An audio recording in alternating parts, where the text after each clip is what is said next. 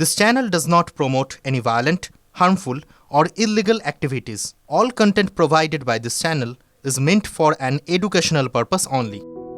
প্ৰখ্যাত ব্যৱসায়ী ৰতন টাটাৰ ছাৰ দৰে আছিল যুৱকজন। যেতিয়া ৰতন টাটাৰ দেহাৱসান ঘটে শোকত ভাগি পৰিছিল এইজন যুৱক। তেওঁৰ নাম শান্তনু নাইডু।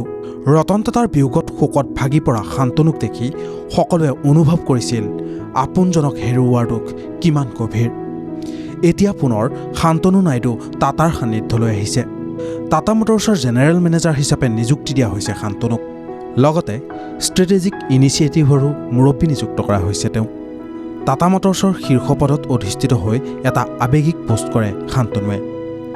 লিংকডিনত তেওঁ লিখিছে, আনন্দেৰে জনাওঁ যে টাটা মটৰ্ছৰ জেনেৰেল মেনেজাৰ আৰু ষ্ট্ৰেটেজিক ইনিচিয়েটিভৰ মুৰব্বী হিচাপে দায়িত্ব পালন কৰিবলৈ লৈছোঁ।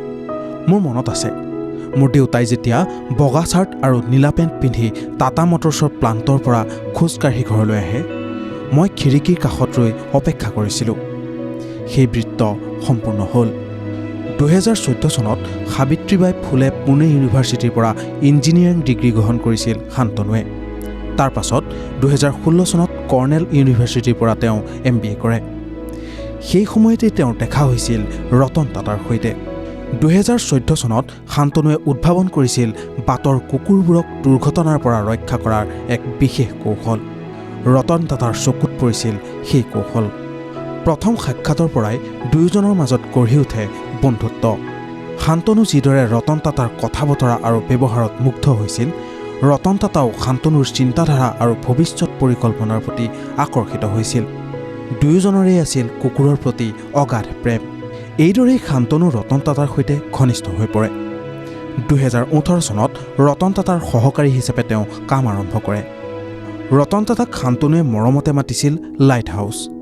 নিজৰ গ্ৰন্থ আই কেম আপন এ লাইট হাউচত তেওঁলোকৰ বন্ধুত্ব, এডভেঞ্চাৰ আদিৰ কথা উল্লেখ কৰিছে শান্তনুৱে। ৰতন টাটা ব্যক্তিগত জীৱনত কেনে আছিল সেয়াও উল্লেখ কৰিছে। 2024 চনৰ 9 অক্টোবৰত 86 বছৰ বয়সত ৰতন টাটাই শেষ নিশ্বাস ত্যাগ কৰে। তেওঁ নিজৰ উইলত শান্তনুৰ বাবে বিশেষ উপহাৰ প্ৰদান কৰি যায়।